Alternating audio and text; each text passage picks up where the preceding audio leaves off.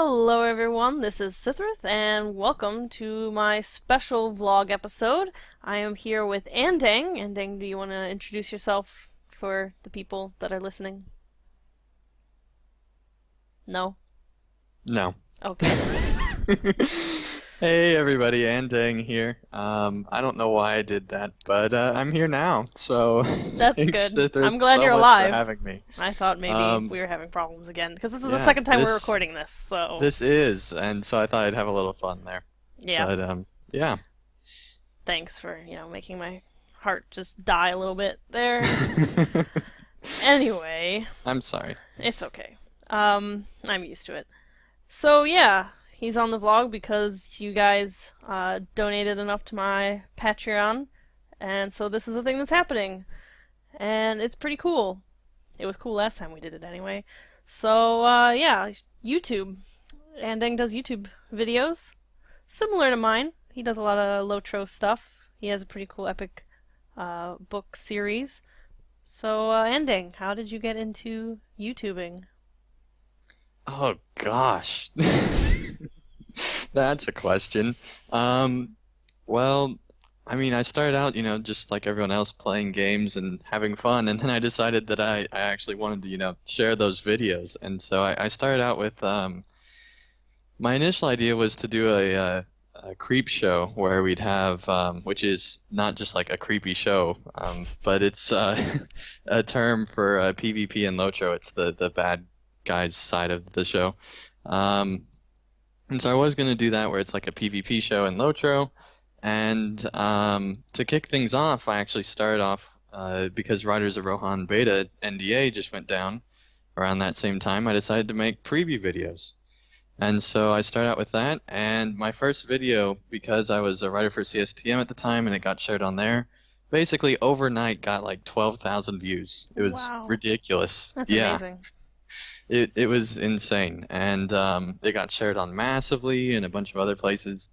Um, and as you can imagine, that can be really inspiring to get you to get started on making more videos. Definitely. So I started my epic story series where I'm just going through the epic quests in Lotro, and also started this show which we later called Fellowship of the Creeps, which is no longer in existence now because it was replaced by Lotro Players Adventures, which is a group show type of thing for group content in Lotro, which is way better, and you all should watch it because Cithra's on there, Yeah, and you should support her. yeah, So it's pretty cool. um, We do instances.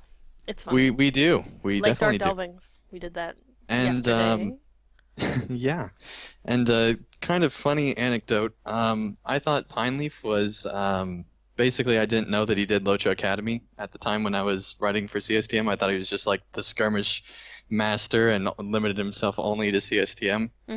And so I basically, like in my approach to Golden Star, because I was writing a thing about like I wanted to have Pineleaf in one of my videos, and I wrote it in such a way like it sounded like that Pineleaf was like their sole property of of a content creator.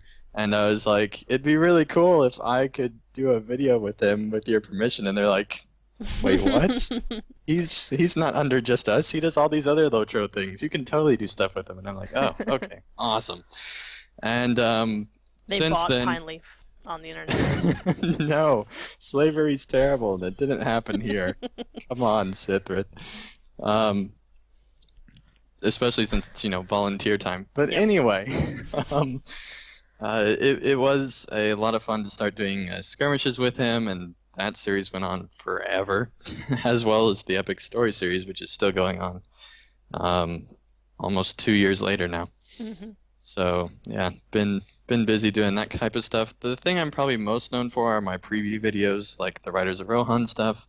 Once Helm's Deep came around, I actually one of my videos, which Athelros hates it that it's this video, but one of my videos actually got 55,000 views. I think it's up to now. Wow. Jeez. Um, yeah, that video was the basically when Epic Battles were introduced. My video was the only one that was out. This was after the NDA went down, of course. Hmm. Um, and my video was the only one out, and it ended up on Massively, MMORPG. It ended up all over the place. To put that in And perspective, so that video has 55,000 views. I have on my channel a total of lifetime 50,000 views, like across all my videos forever. So to put that in perspective, how many views that video has. and there was a portion of time where that video had over 50% of my total channel views. So it was definitely a random luck thing, not a Planned event. realistic thing at the time. Although now it's become a little bit more reasonable on my channel now that I've kind of grown a bit, and that it's lost view progress per month now, so that's made it a little bit better. But anyway, the reason why Thavros doesn't like that is because he actually misplaced a catapult in the video, He does. It's funny. and it's pretty funny. Poor Thoros. Not really. He But doesn't know anything about movies, so oh well, too bad for him. Yeah, so that's cool. So another thing that I talk about, um, every so often, I guess, on my vlog, is motivation and keeping motivated to make videos. So how do you stay motivated to keep making your YouTube videos? Because you put out at least one video every day, if not two or three videos every day, I think, right? yeah, I aim for 2 videos a day, even during the school year, and I try for 3 videos a day during the summer, but it completely failed this summer. Um, but that's because I've had computer issues and all sorts of other stuff. But yeah, Mm-hmm. I do try to put out 2 videos a day, and typically those are 20-minute videos or so a day, each individually. So that's a lot. So yeah, that's like 40 minutes of content every single day, and it is a lot. It's very difficult to stay motivated, especially with the stupid Moria quests with the epic story in Locho, because like one that I did fairly recently, it was literally like, oh, I don't even, it had to be a minimum of a total of 4 hours just to produce the 20-minute video. It was Wow. ridiculous. That's including editing and uploading and all that stuff. Um, That's but yeah, crazy. because of all the travel, I mean, it really was like almost 2 hours of travel and then 20 minutes of episode in between all the travel. It Ouch. was ridiculous. And then there's the dwarf voices. You have to do that too. And then there's the fact that I have to do dwarf voices and all that stuff. But I really do enjoy doing commentary. And I think that the main thing in staying motivated is finding something that you really enjoy doing. If you don't enjoy it very much, well, maybe you shouldn't be doing it. I don't mean to, put Good it that point. obvious, but find something that you really enjoy doing and stick with that. Just because it gets a lot of views doesn't mean that that's necessarily what you want to do. Now, Mm-hmm. that's not saying like if you're doing several things at once that you need to cut out all the things that are, less than 75% fun or something like that. Um, if you're doing something that gets a lot of views and at the same time you're doing something that you're really passionate about and you keep those kind of balanced, then, that can work in some cases. But make sure you have at least one thing on your channel that you do fairly regularly that you just absolutely love to do and would never ever want to stop doing it. As far as like commentary for me, um, at the start I could take or leave it. Didn't really like the sound of my voice or anything like that. But I kept re-listening to my content, and that's very hard to do. Mm-hmm. You have to be motivated just to do that. But after doing it a little bit, I noticed that I started getting a little bit better. And that continued to progress, and the main big jump happened when I got a headset as opposed to just an open mic in my laptop.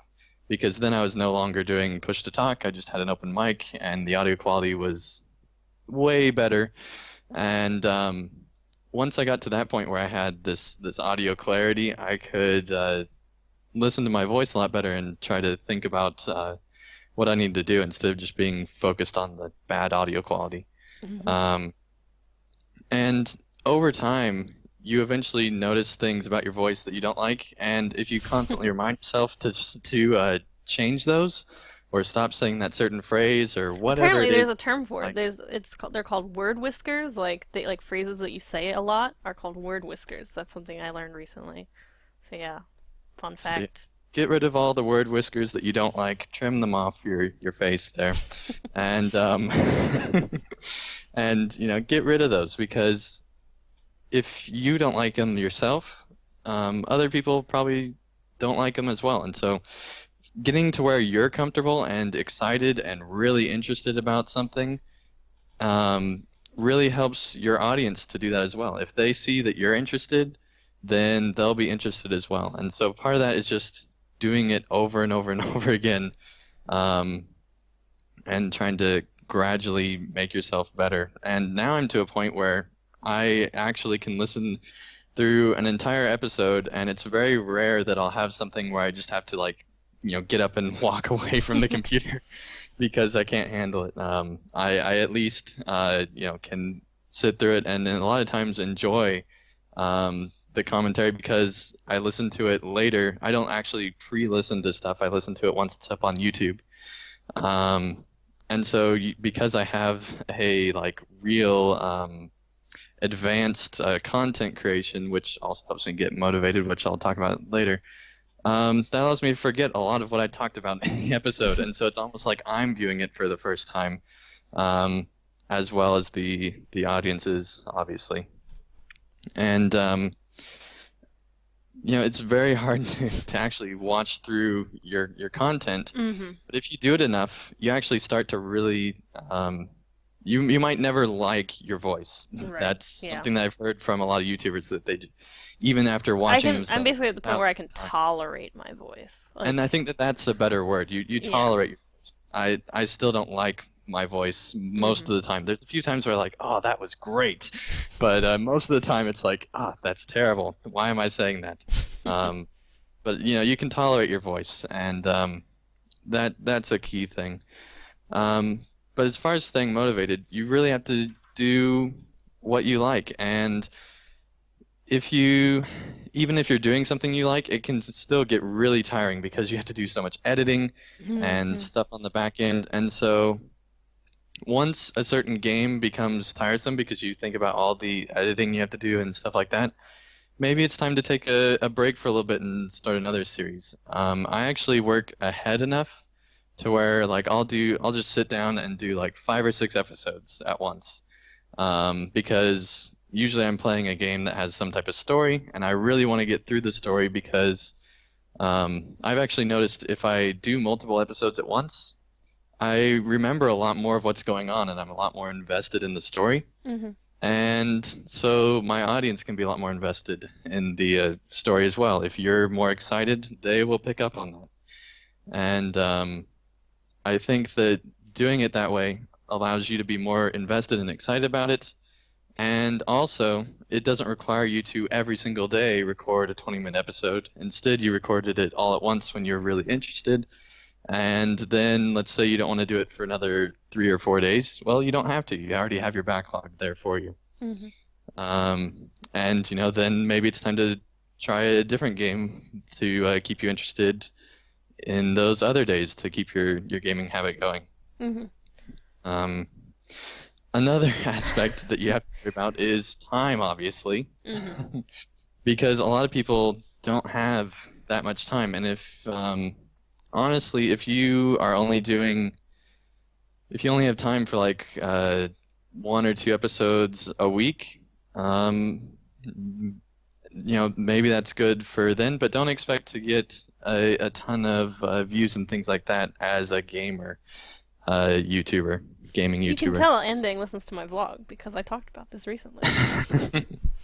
Yeah, I mean, you definitely have to be making content consistently, on some type of regular basis to actually gain that audience. And Mm-hmm.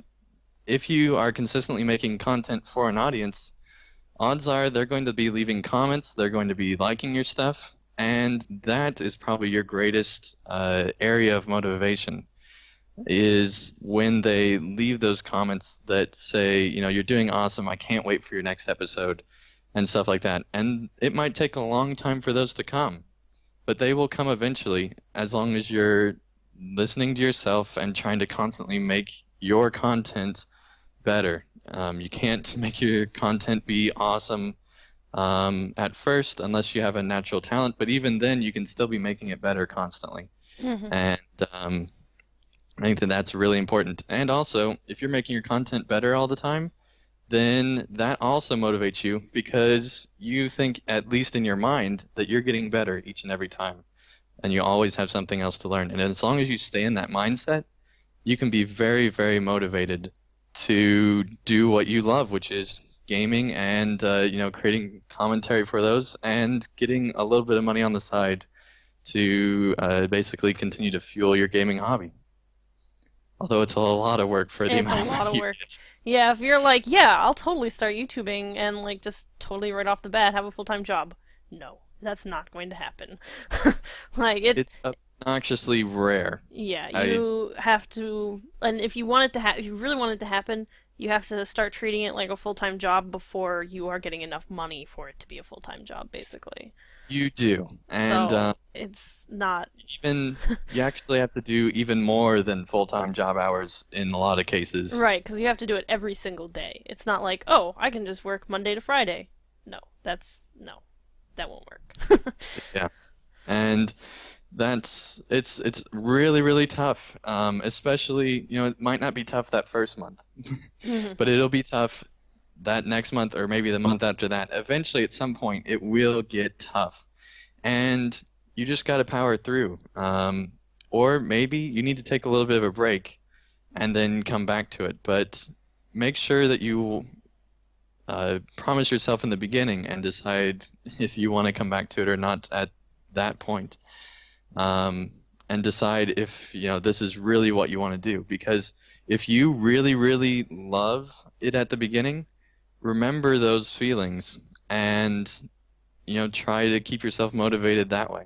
Hmm. That's another way that I have as well because I actually I guess after I got like 42,000 views or so, um, I found out that my partner that I chose doesn't allow music in videos, which at the time a lot of partners weren't so worried about games having music in them.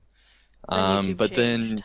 then that changed when YouTube had their big content thing, and so that's another just like side tip. Make sure that your partner, um, if they don't require you to not have music in your games, just go ahead and do it anyway, Hmm. because it's a whole lot easier in the long run with YouTube's unknown results that It's YouTube will generally have. not too much of a problem if you're doing indie games, like because a lot of indie game developers have specific, like clauses or mentions on their website. Like, yes, you can use all parts of this game for Let's Plays, but if you're doing like AAA games or games by bigger development companies, no music.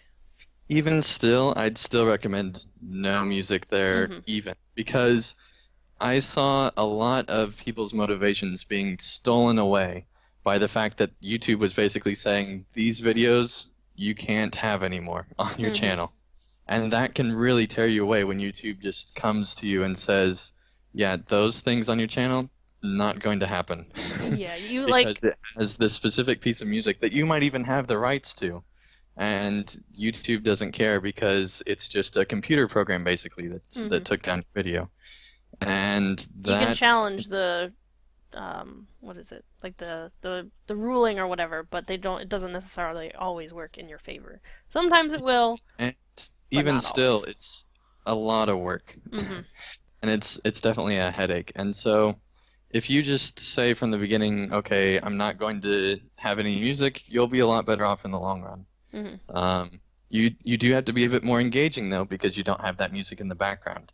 Right. Um, but anyway, when I got to like 42,000 views, I got rid of all the videos that had music in them, including that video that had 12,000 views basically overnight. That was tough to do, but Hmm. I'm very glad I did it now at this point. But anyway, I got partnered and basically regrew my channel from scratch. But right before um, I got partnered, I actually got rejected by this person because of the music that was in it. And in that period, because they didn't tell me why they rejected, they were just like, yeah, we don't need to have your videos, basically. And I just stopped making videos for like a month. Wow. That killed my channel. It Yeah. totally killed my channel. And then I removed all those videos once I found out why, when I decided I wanted to come back. And that hurt even more. So basically, I built my channel from the ground up at that point. Mhm. Um, and I've been motivated ever since then because, not because of having the partnership, but just because I, around that same time, also found a way to make myself a lot less irritating to myself. Um, and so because I did that and I got the partnership, since then I haven't had really any motivational issues um, at that level where I'm just like I'm Mhm. just gonna take a break for a month because there's a good chance that my YouTube channel could have died that day, Mhm. or that month, I suppose. Um, but anyway, now I just recently hit 300,000 views, um, Which is very which impressive. I did not expect, especially back then when I redid my channel. I didn't expect to get that many views even back then. I was hopeful, but didn't expect that to happen. Mhm. And I think another big way to keep motivated is treat each little milestone, like say 100 views. The first time you get to 100 views, treat that as a milestone and be really proud of yourself. Mhm. And when you hit 1,000 views, be really proud of yourself at each continuing milestone and just set different goals that are achievable. And when you achieve those goals, be really happy for yourself.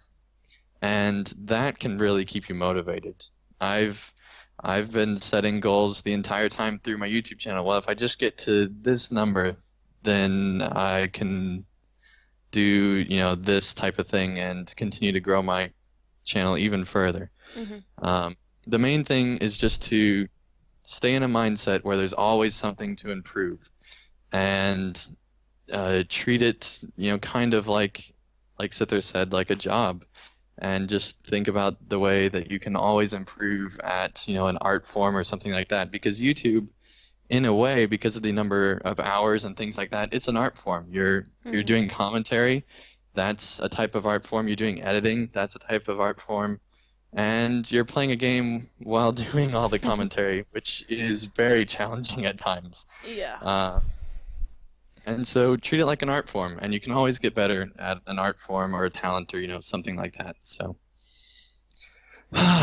there's a lot Yeah. of ways to stay motivated. You just have to be in the right mindset. Mhm. I totally agree with that. And to touch on something you said earlier, playing, like doing what you like. I think a lot of new YouTubers fall into the trap of thinking like, oh, I'll only get views if I do this new game that just came out, or this one really popular game or whatever. But that's not necessarily true. It's like Andang said, like if you are doing something that excites you and that you really enjoy playing, it's going to show through in your video and more people are going to be willing to watch it than like if you're like, oh well, the new Battlefield game just came out, so I feel like I should do a let's play of it. Like don't do that because it's not going to be exciting for you to play it if you're not into it. It's not going to be exciting for other people to watch you play it. So, yeah, just play what you really like and then you can create your own kind of niche of games and like your own niche channel and people who like the same games you like will come and watch and yeah, it'll be better for everybody. And honestly, I think that that is better because, obviously they can tell if you're not having fun doing something. Mhm. That's the first thing. Also, those popular games are going to have more YouTubers covering their stuff. Mhm. So, in a lot of cases, there's already another YouTuber out there on those really popular games that's just like you Mhm. or really close to you. And I mean, I can't tell you how many Call of Duty channels that seem pretty much the same. Yeah. Um, and they're about the same view count even, and they have about the Same same with number of Minecraft. subscribers. Same with Minecraft. And there's those that stand out and they think of something different, but don't just make stuff just to be like somebody already there. Mhm. Make it your own. I do, however, recommend watching other YouTubers and finding a Definitely. YouTuber that you like and copying their, not copying their commentary style, but Being taking their inspired by commentary them. style and making it your own. I kind of gained inspiration from Husky StarCraft. He's always a really, really positive, really, really excited person.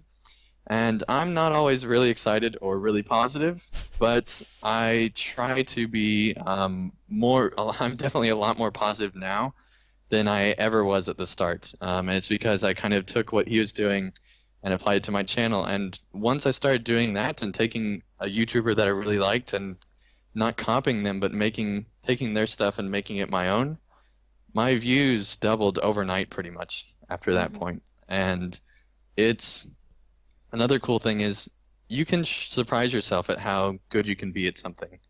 And if you really, really like a YouTuber and you start to make yourself a little bit like them, that makes you like yourself more, I think. And that can keep you motivated as well. Hmm. So, Yeah, I take a lot of inspiration from Northern Lions stuff because I feel like he plays games a lot in the same way I do. He plays a lot of roguelikes like I do also, but also he kind of leans more towards like trying to be informative about the game. He's not necessarily really great at the game, but he tries to tell you about it. So I feel like I kind of fall in that camp, and so I take a lot of inspiration from him. Um, so yeah, but also on the same note, like just don't try and do games just because they're popular. But at the same time, if you are really excited about a game that's really popular, don't be discouraged if a lot of other YouTubers are making videos about it. Basically, just do what you want. Like if other people are doing videos on it, yeah. cool. If they're not, cool. Just do what you like, basically. Yeah, definitely. Absolutely. Um, I do recommend to try to find something that you can make your own. Mhm. For example, when I started out going to create that PvP show for Lotro. Mhm. And it's because no other YouTuber was doing a PvP show like that. There was another PvP channel on YouTube, but there was no YouTuber that was doing a show like that. And that's what really got me excited. I guarantee you, if you spend a little bit of time and try to get a little bit creative, you'll find something that nobody else is doing because that's how great the internet and YouTube and the way we are is that we can be creative and think of something that nobody else has done. Mhm. Yep. Like I don't think anybody else is doing a Lotro completionist I don't think thing. so. And your outfit series as well. I don't Oh think yeah, anybody's doing that on YouTube. that's So, true. Lots of other cosmetic blogs, no YouTube outfits though. and that's Until another now. thing is that, there's plenty of YouTube or of PvP like articles and things like that, but there wasn't anything that much on YouTube Mhm. for what I was wanting for group content PvP.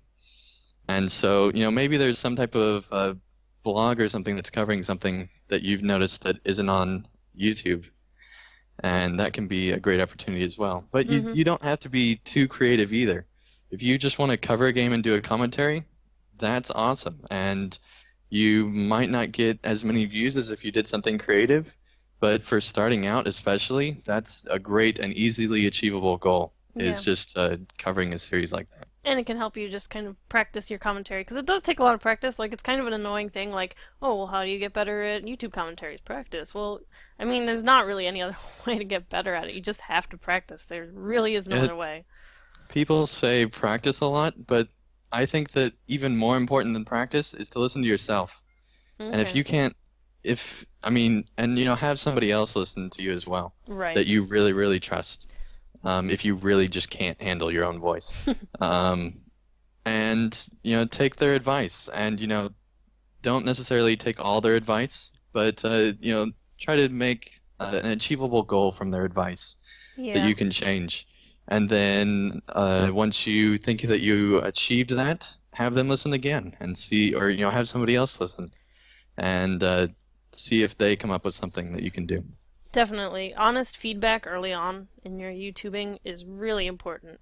I definitely don't think I would have been able to um, kind of improve my videos and my video quality as quickly as I did without as much feedback as I got early on. You can talk to friends if they're into, Let's Plays or whatever, or if they're not. Uh, but there's also quite a few YouTubing communities out there that you can go to for advice.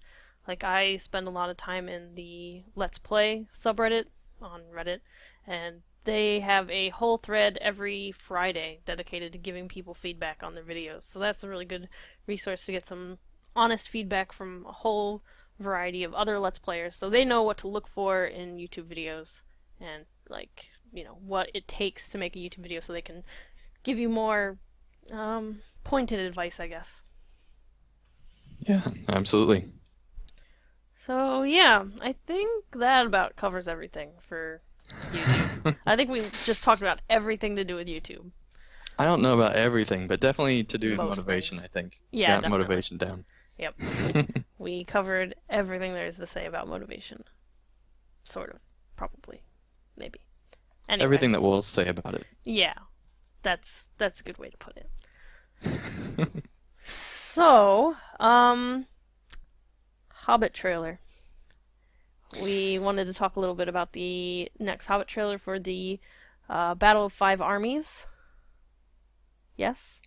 Yeah, definitely. So that happened last It week. it did. It came out, and we've actually had some things pointed out to us now that we didn't talk about last time we recorded this, so that's cool. Um, Why so don't why don't you get war goats out of the way? Okay, so I was waiting for that. Yeah, so the main thing that stuck out to me was that there are war goats in this trailer.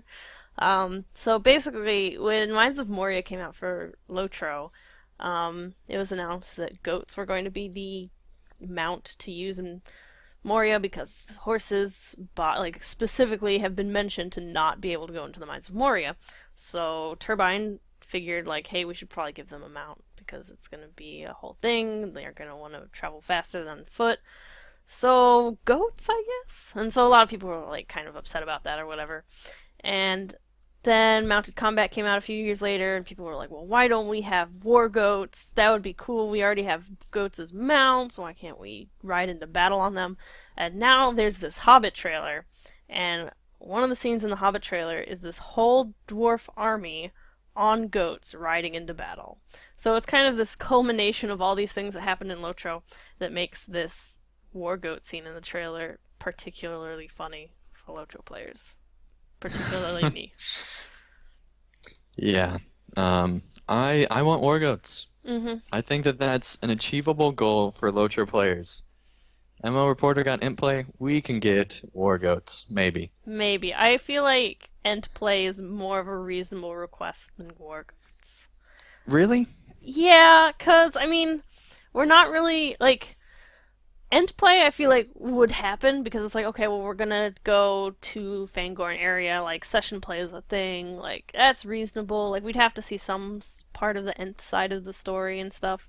Yeah, but you could roleplay as Merry or Pippin just as easily. I guess, but we're not really going anywhere where war goats would be necessary. Like That's not maybe our problem. I guess. We're the ones that want There's the war goats, so I dwarves feel like in that is Rohan. our. Yeah, There's dwarves voluntarily going into Rohan. I think that they can somehow find a war goat I feel somewhere. like it'd be cool if there's like one like after the ring is destroyed and we're working on like cleansing Mordor and like so Mordor's all rocky and barren and stuff, so horses might not have as sure of footing, so we have to ride war goats and like there's like a whole mounted combat raid in Mordor where we all raid Mordor on war goats. That's gonna happen. So apparently we're going to be riding like billy goats or like mountain goats or Yeah. something. Yeah, like Okay. with the big horns and cuz yeah, that would be cool. Okay. Yep. I think we just solved the problem. Mhm. Or Yeah. not, but we did something. Yeah. War goats. The thing that really kind of stood out to me in this one was, first of all the battle scenes kind of seem not so interesting just because there's so many battle scenes. Yeah. They kind And of so it run was just together. kind of like, here's a quick snippet, here's another quick image, here's another quick image, and I got excited. I think I would have been more excited seeing a little bit more of one of them and having more of a story in this I've teaser kind of trailer. noticed that with trailers a lot recently where rather than showing some like multiple second long scenes to give you a feel of what's happening, it's a whole lot of really short, like 2 or 3 second shots to like just give you. It's basically like just an image that moves for a second before you Yeah. can. So you like you can't really tell what's happening. Like you know something is going on here. You can't really piece it together. I'm hoping that maybe they're just not showing the exciting parts of the battle scenes to save it for the movie, maybe, hopefully. Yeah, and I mean, it's not so much that they just didn't show. I mean, the shots they showed, I think, were exciting. It's just I didn't see enough of it to really get emotionally interested in the film, I suppose. Hmm. There wasn't any like big tie or anything like that. Whereas I feel like in all his other trailers, teaser or not, he had some type of emotional something that was there. Hmm. Uh, Well, I mean, and there's the Galadriel and Gandalf thing. yeah, but like that doesn't really. That wasn't even long enough to really give you like an emotion. It was Hmm. like shocking that they're that Gandalf's like on the ground dead looking. Um, and Galadriel's right there with him, but aside from that, it really wasn't that much going on. Hmm. Um, and so I don't know. It was a good trailer. Yeah. I'm excited. I'm much more excited about it because it looks like there's going to be a lot of battle scenes, which Peter Jackson does really well. Hmm. But at the same time, I'm kind of less interested because they didn't focus on anything in particular. I'm excited to see Smog killing people. I mean, that sounds terrible, but I want to like, see Smog killing some people. There better be some singed beards, or we are leaving. well, because like, there's kind of a disconnect. Like, I was thinking about it because you brought it up a lot in our talks about it on Lotro Players. I think we talked about it in Players News. We talked Um, about it somewhere. we talked about it somewhere, and you were saying that like in in the second Hobbit film, he doesn't kill anyone. He's on screen for like 20 minutes and he doesn't kill anyone. And Hmm. then I was thinking about how in the first movie we see him kill tons of people, but we don't actually see him. Like we see him kill Right. hundreds of dwarves and humans and stuff, but we don't actually see him. So there's this really big disconnect because we get to see him in the second movie, he doesn't kill anyone. We see that he can kill hundreds and hundreds of people and dwarves in the first one, but we don't actually see that it's him. So I'm really hoping that this comes together in the third act of this thing, The Hobbit. And honestly, like the entire first film, for the most part, I loved more than definitely more than the first Lord of the Rings film. Hmm. The second film I thought was Peter Jackson's worst film that he's done in Tolkien. Um, I just absolutely hated it. I'm hoping the third film, it's at least the combination of the two, where there's, at least like half the film that I can really get involved in. And I think because there's so many battle scenes and because Smog is really going to be hopefully terrorizing Lake Town, there will be some type of real sense of threat, which just was not there at all in the second film. You, Hmm. at any point. Like the spiders were supposed to be this like incredibly like scary thing. There were supposed to be hundreds and hundreds of them, and Peter Jackson always makes things bigger. And for whatever reason, in the second Hobbit film, there were just a few spiders, and it just kind of was over with. I'm betting what happened with the spiders thing was that he cut it down originally to save room so that they could fit it into 2 films, and Hmm. then later on they were like, oh wait, 3 films, and then they were like, oh wait, Yeah, let's fill a whole lot of it time with Lake feels Town. it feels like the entire second film was not well thought Hmm. out. They just kind of fit in these things that they couldn't fit into 2 films because they still have these huge scenes in the first film and probably the third film that will be making a lot of sense because they were the original, first and second film. Hmm. So yeah, I agree with you. I think that this second film was just kind of they just kind of didn't know what to do with because I think they rushed it too much. Yeah. When they announced that they were going to do 3 films, they should have spent a lot more time really thinking about how to do 3 films. Right. I It, feel it felt like. very quickly because they already were filming quite a bit of it and they didn't like delay any of the release dates. Sure, they added another one on the end, Mhm. but they didn't really delay any release dates, and so the second film felt very rushed. Definitely. I feel like they could have definitely gotten away. Like Peter Jackson's known for having these super long movies, like they're all like 3 hours or whatever.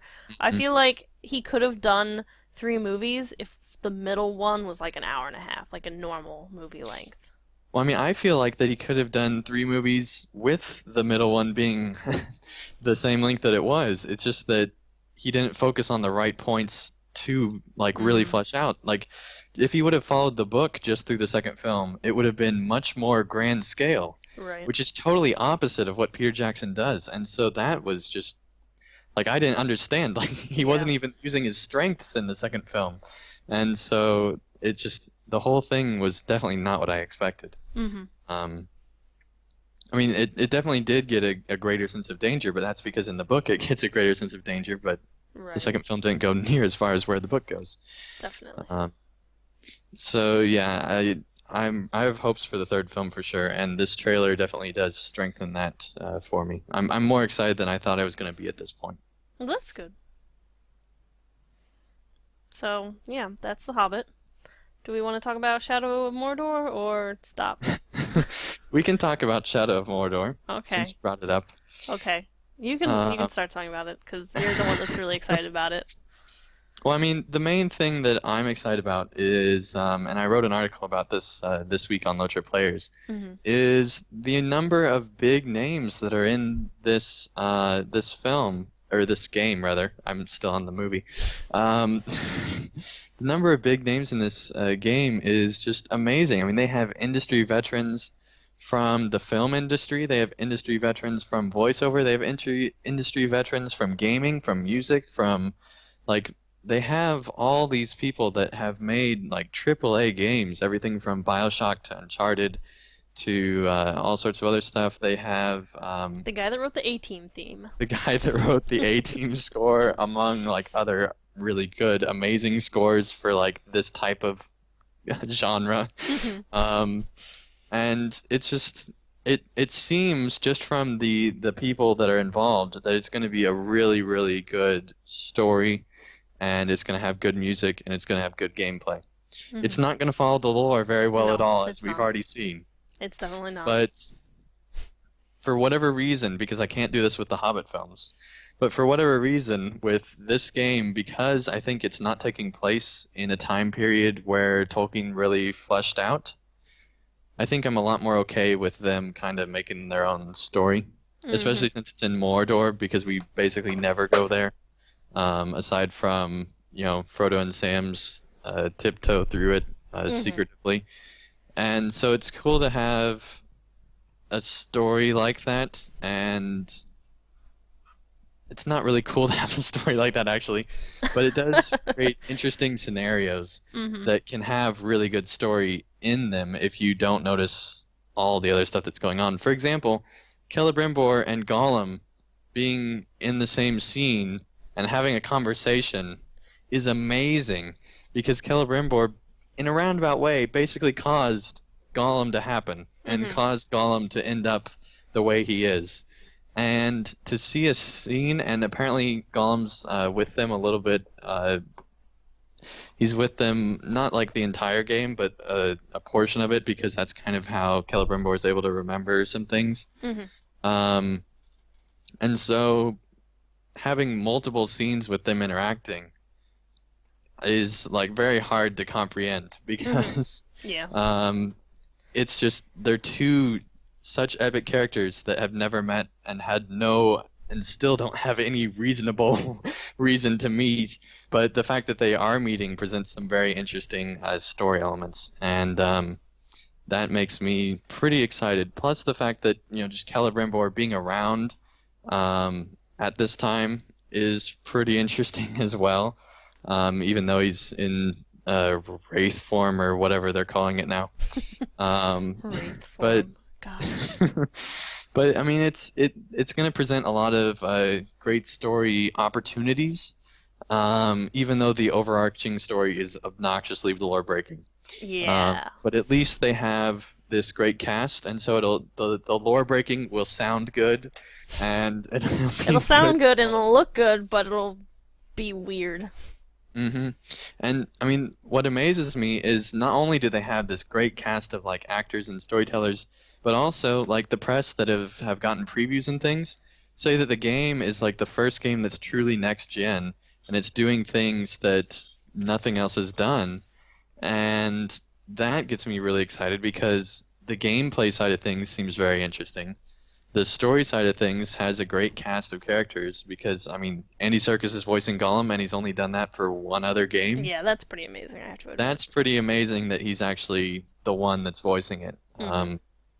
And I mean, it's been several years since he did that game as well. So that gives me hope for this type of series. The fact that Andy Serkis is involved gives it a little bit more weight and potential to be a good story.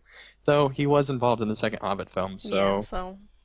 to be fair, Well, though, he actually, wasn't was on he? screen. Yeah, I was gonna say he He wasn't. was he He's was a a director. unit director, yeah, but he Mhm. doesn't. He wasn't on screen, so maybe that was part of the contract where he's not part of the second Hobbit film. What if Um, he is the one that's mostly responsible for the second Hobbit film, though? well, he was also a unit director for the first film as well, so Right. Well, yeah, you he's a can't unit director blame for all him. of them. But what Right, if so it you can't. happens to be in editing that most of the second Hobbit film is his? You know, you are really raining on my parade right now. I'm sorry. But luckily, even if that's the case, Andy Serkis isn't involved in any sort of directing or editing in Shadow of Mordor. Fair enough. So thankfully, he's just But limited as well. Celebrimbor is a wraith that goes into a Gondorian's body, and Oh that's yeah, just don't get me weird. wrong. It's like I Like, that said, doesn't make very any lore breaking. sense. Very lore breaking. Don't get me wrong. But it does have really nice actors and all this team that hopefully will make it be really good. Plus, at the very least, you can turn off the voice acting and turn off the story and just enjoy the gameplay. Hmm. Uh, at the very least, and just call it Shadow of not Mordor. Shadow of Assassin's Creed Shadow of Assassin's Creed, exactly. With Arkham Asylum fighting stuff. in it. Shadow of Assassin's Creed featuring Batman. Featuring Batman. Yeah. The Dark Assassin's Creed Night with Batman. Yeah. That's it. Yep. But I am excited for it. What are your thoughts on Shadow of Mordor? Well, in case you can't tell from my snarkiness, I'm not super into it. But I mean, I can see its merits, and I'm sure it'll have good gameplay. But I'm definitely more of a story and visual person when it comes to games. Like, even if something has really good game mechanics, I probably won't play it if the story and stuff doesn't make sense. Especially an IP that I really care about, like Right. Well, let Tolkien. me ask you this. If it is really good, and if like a Tolkien fan that you know says it's really good Like and you. doesn't say if it's good or not based on the lore, or maybe they say that it's not good on the lore, but it is a good game. Would you play it? I might play it. It depends. Okay. I mean, at the very least, I want this to do well, just because if this does well, that means we're probably gonna get other AAA Tolkien games, Yeah, that's definitely true. and hopefully the next one will be a little bit more lore A appropriate. lot of AAA Tolkien games have not been Oh, they've been great. terrible. I Like mean, the I feel story like might have been good in some of them, but the gameplay mhm, was pretty terrible. terrible. The really only exception were the strategy games, Battle for Middle-earth Yeah, those were series. good. I feel like the Return of the King console game. Although I think they had PC versions. Like they had Fellowship of the Ring, They Two did. Towers, and Return of Hmm. the King. The first two were, yeah, but Yeah. Return of the King was pretty good. Although it suffers from the problem of it was trying to follow the movies exactly, and so you're Hmm. very limited in what you can do. But for a hack and slash kind of game, it was good because with Return of the King, it's like Pelennor Field, so it's kind of hack and slash, a Palooza, or whatever. Yeah, it was very limited by the technology at the time, that's for Hmm. sure. I think if that same game developer and like they had the same amount of budget, they'd probably do a whole lot better now just because of how fast technology is Hmm. advanced. But yeah, at the time especially, it was a pretty decent game, but the first two, as you said, weren't. Yeah, And not very good. so, I mean, really, that's the only good one that I can think of aside from that's like this type of Tolkien game. Because there's like the I can't even think of what it was called now, but there's the one where you play as Bilbo and you have like the ring and stuff like that Mm, that you can put on. It was for the GameCube and some other things back in yeah. the day. Um, I don't remember the and name either, but I know what you're talking there about. there there have been a few other good Tolkien games, but there hasn't ever been a Tolkien game that has done a large scale type Hmm. battle well. Right. Even in the Return of the King game, they didn't really do a large scale battle, even though you were there at Minas Yeah, it was Tirith. very limited. It is very, very limited. And so, I mean, really, Lotro's the only one that has done a large scale battle, and it didn't do it well. Right, yeah, everybody complains about epic And battles. so, I mean, I'm really excited about Shadow of Mordor just because Although I it don't think has it's gonna this. have big scale battles. Well, it's supposed to within Mordor, Okay. um, where basically you're gradually taking control, or at least Oh, right, convincing like kind orcs of to turn end against game themselves. you have like a big orc army that And you fight with. so the thing is that basically the entire world of Mordor is persistent. Hmm. And so that means if you tell an orc to like turn against his master, all the orcs involved will actually they I don't think they actually fight each other because that'd be a huge waste of resources. But numbers wise, I'm sure they do number crunching to make sure that they fight and it simulates the fight of those two forces. Right. And so you could tell a guy to just go and betray his master, and then you go over there and he actually did, or maybe he failed. And it's this persistence, I think, that is really next gen. And that's the main thing that, like, the Nemesis system's kind of cool where the enemies remember you. But the main thing that the press have gotten hands-on say that's so amazing about it is the fact that not only do the enemies remember you, but there's actually like persistent like combat going on throughout the entirety of Mordor. Hmm. And that's kind of cool. I mean, it adds a ton of scale to games that just has not been there before in any game that I can think of Hmm. uh, on that type of a scale. Definitely. Yeah, that's a good point. So, I mean, at the very, very least, if nothing else ends up being good, we might get another Tolkien game, and they're at least advancing the industry technology-wise. So, Yeah. those two things are good. Everything else is probably going to be terrible, Hmm. but hopefully Yeah, I mean, I want it'll the be game to terrible. do well, but I'm not gonna endorse its story. Yeah, but I mean, the same thing was said about Peter Jackson's movies when book readers were Yeah, that's a good point. well. So if it means that we get even one more person that comes to Lotro or likes Tolkien, then I think it's a worthwhile endeavor. Hmm. So, And then we get to educate them about how that's not a thing that can well, happen. that's why I'm looking forward to doing a playthrough because I'm just gonna be like, nope, that's not, nope, Yep. that never happened. That's basically the entire conversation. It'll just be like, no, See a lot of no, pause no. screens while you explain It'll that that's be not a thing. it'll be different intonations of no the You entire time. I won't say any other should word. learn no in other languages too. I should. Yep. Oh goodness, but I am excited for it just because it actually seems to be a good Tolkien game, even Hmm. if it's not really a Tolkien game. Right. It's a So Tolkien inspired game. that's pretty strong words. Yeah. It uses some of the same words from Tolkien. There you go. That's about as close as we'll get. And yeah. And also, to be fair, they are doing a good job pronunciation wise as well, They are, yeah. which And is in the impressive. trailer, when slight spoiler alert for the trailer, even though this doesn't really ever happen, but when Sauron says Celebrimbor's name, shivers down my spine. It The way that voiceover was done is just so great. And like, if nothing else, this game gave a great pronunciation of Celebrimbor by Sauron. How Yep. cool is that? Definitely really cool. So, yeah, anything else? I think that. We've gone on for a lot longer than the original Yeah, ones. our original recording was like half an hour. This is like an hour. So, Yeah. But thank you guys for watching and yeah. support Cithryth. She's awesome. Yeah. Go on to her Patreon, get more rewards. She does Yeah. great. Thanks. Yeah, and so if you support me more, maybe there will be more special vlog guests in the future if you support me Yeah. and stuff. And put down in the comments who you want coming up next. Yeah, suggest people you'd like to have me talk to.